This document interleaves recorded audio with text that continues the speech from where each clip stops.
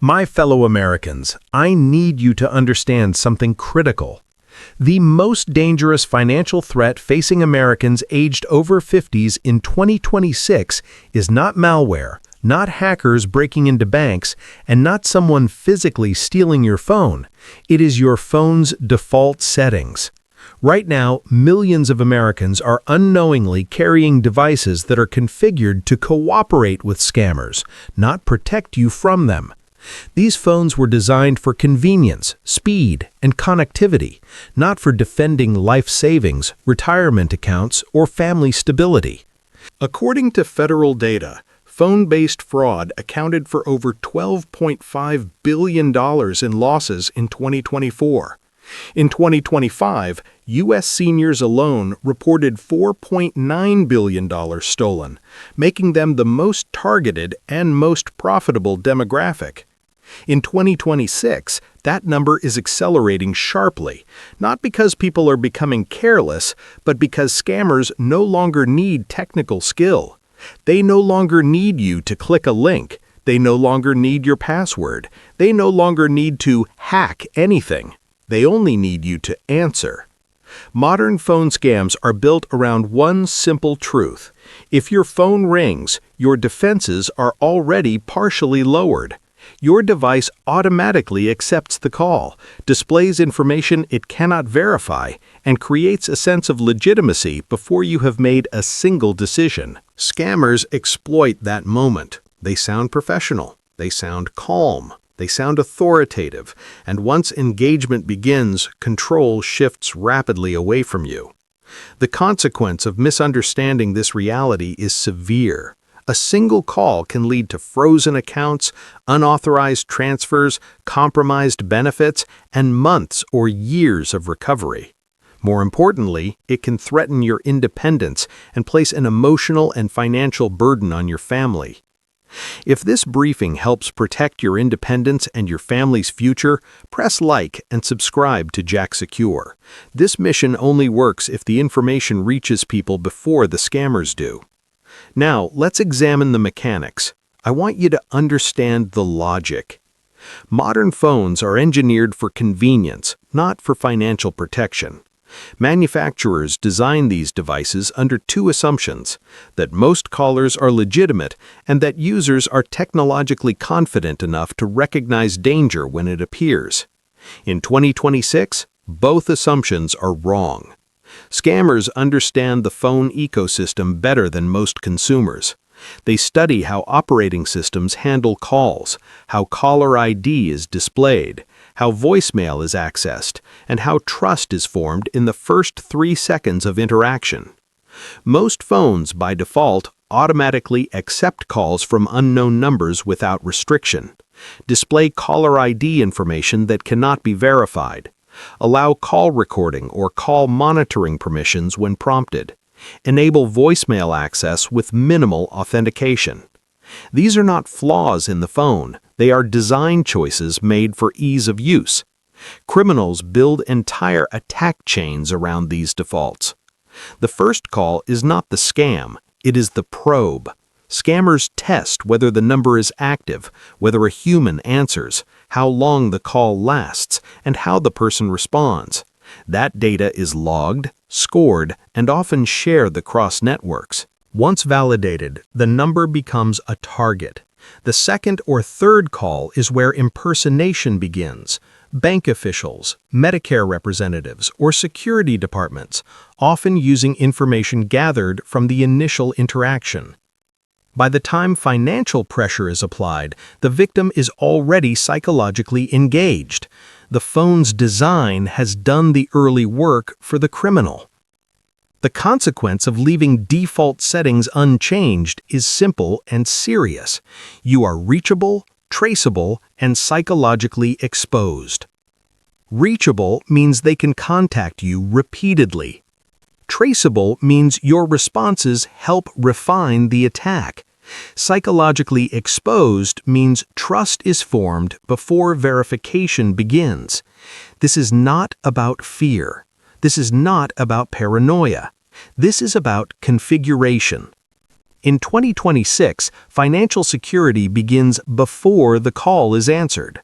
If your phone is configured for openness, criminals will take advantage of that openness.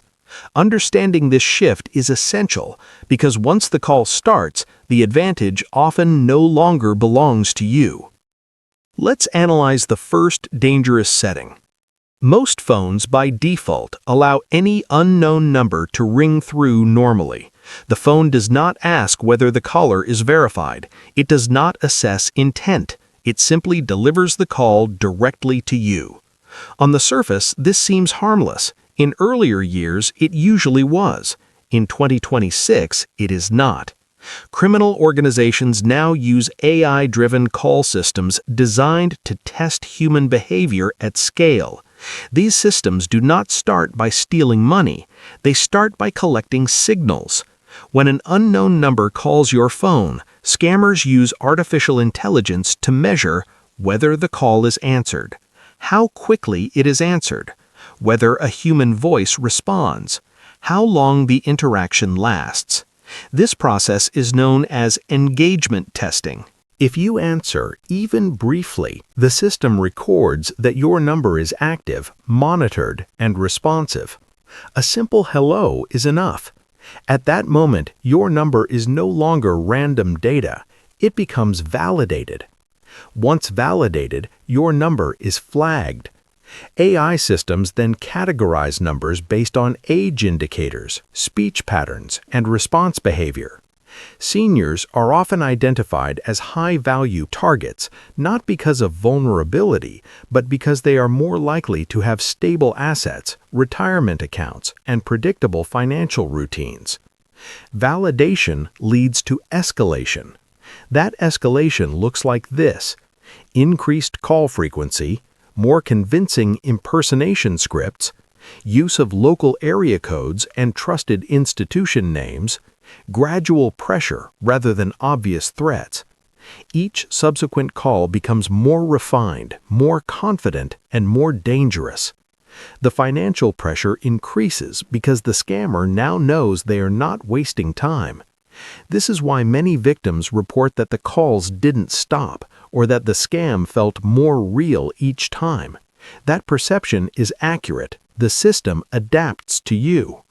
Blocking or silencing unknown callers interrupts this process at the earliest stage. It prevents validation. It denies criminals the data they need to escalate. This is not about avoiding communication. It is about denying access. In 2026, every unanswered unknown call is not a missed opportunity. It is a defensive success. Your phone should not grant open access to strangers. When it does, criminals take note and they return prepared. I want you to understand this clearly. Caller ID cannot be trusted in 2026. This is not a technical glitch, and it is not your phone malfunctioning. Caller ID was never designed to be a security feature.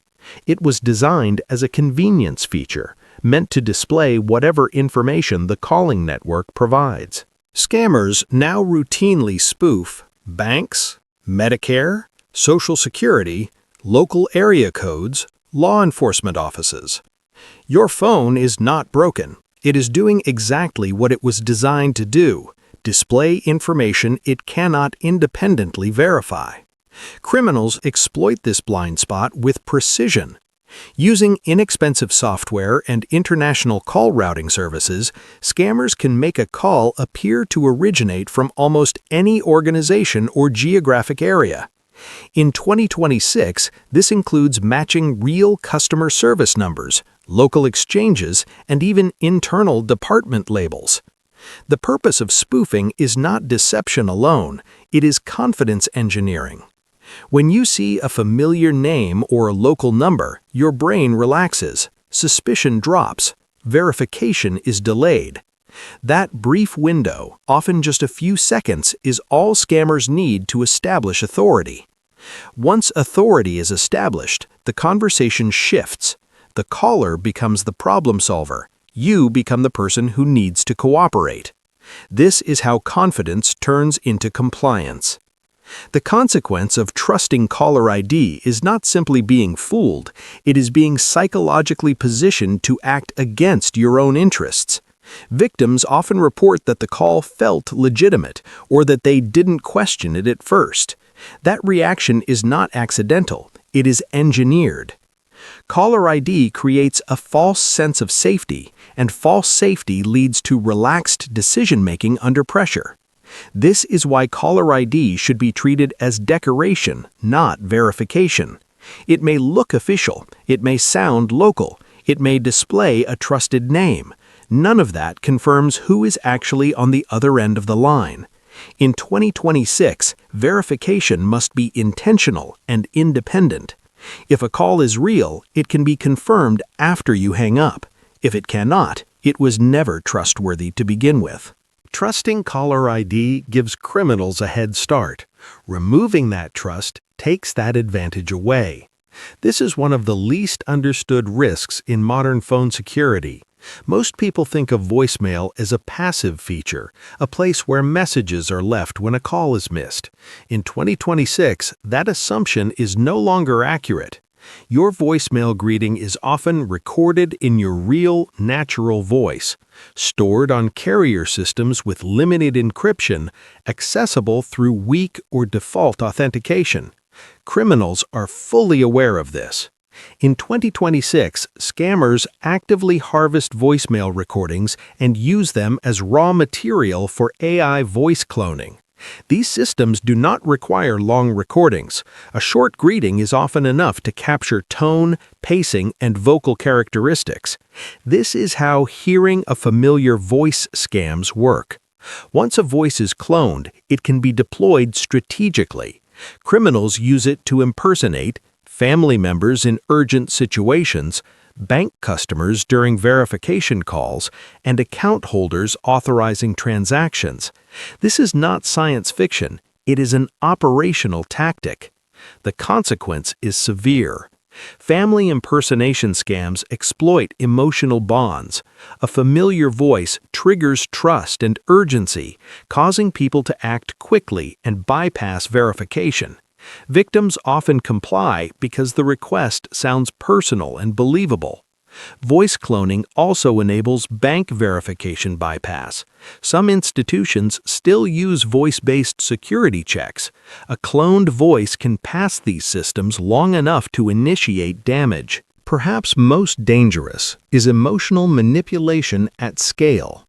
Once a voice model exists, it can be reused repeatedly across multiple targets without the victim ever being aware that their own voice is being used against them. Voicemail in this context is no longer passive, it is an intelligence source. Every greeting becomes data, every familiar phrase becomes a training sample. The more natural and detailed the recording, the more powerful the misuse. This risk is magnified because voicemail access is often overlooked. Many people never change default PINs, never review access settings, and assume voicemail is harmless.